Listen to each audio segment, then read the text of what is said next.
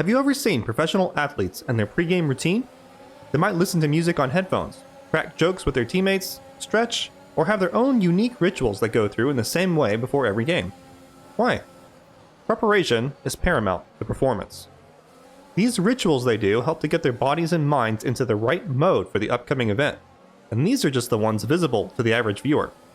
What you don't see are the hours upon hours of time spent in the gym, on the field or court, honing their techniques. If you haven't been there, it can be difficult to comprehend the extreme amount of dedication and time invested to achieve what you see on the screen. If you truly want to become skilled in an activity, however, that's something you are going to have to experience for yourself. That means a lot of practice. Did you just groan at that word? Practice. There, I said it again. How many times have you shrugged off the thought of practice at any activity? Practice is boring. It feels like a chore, and is this nebulous buzzword that your teacher or coach used in the past to try to help motivate you to do something you didn't really want to do in the first place. It has this connotation in our minds, this negative energy. I don't need to practice, you might say. I'll get better just doing the activity. To some extent, this thinking is correct. When your skill level is low, doing the activity at all will help to make you a bit better. You'll see some improvement, and you'll be lulled into thinking that this is all you need to do. Just play the damn game, have fun, and you'll get better, right? Certainly better than all those other noobs. You know the ones. Those idiots that keep dragging your team down with their stupid mistakes. If that damn carry would have hit his skill shot, you would have won the game. Or you could just get better than the other players and crush them so hard that your contributions result in a win regardless of what actions the other players take. To do that, you need to practice. Fuck! There's that word again. Here's the thing. Your skill level in an activity never stays static. You do yourself a disservice by thinking that it's possible to maintain skill or ability. Either you are improving your skill level, or you are regressing. And the higher your skill, the faster you'll lose the edge.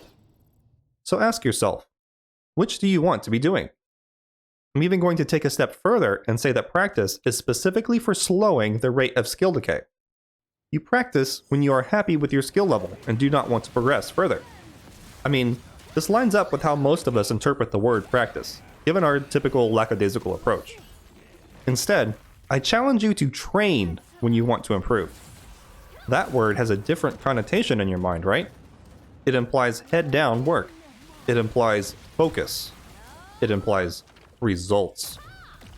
So what does it mean to train? You might think of an athlete in the gym, lifting weights. Perhaps a lawyer studying cases and rulings. Or a carpenter mastering a new tool. Training is about taking a complex activity and breaking it down into tiny chunks that you can isolate and perfect with repetition. I'm not suggesting you need to do nothing but skill shots until you never miss, but spending some dedicated time with them during each training session will move you closer to perfection in the long run. Training session? Yeah, that too. Training is about structure, focused effort. When you enter a training session, there's no ambiguity about what you intend.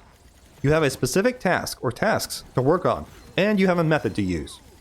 I promise that if you take the time to include short bursts of training into your schedule, you will see drastically increased results over a shorter time period than just relying on normal play. These don't need to be long. Spend 10 minutes on mouse control, or sequences of typical control inputs. It's not all mechanical either. This process works for mastering more top-level strategy or tactics. Research mechanics and combos, so when your opponents attempt to employ them, you will be able to react appropriately instead of becoming harried or falling behind. You can also train meta abilities like focus, and I very strongly urge you to do so. Set up distractions and play while attempting to ignore them. This can be just about anything, depending on your situation and what you find distracting. Fire up the game and get your significant other to dance naked in the room or attempt to seduce you while you play. You might want to explain your intentions first, though.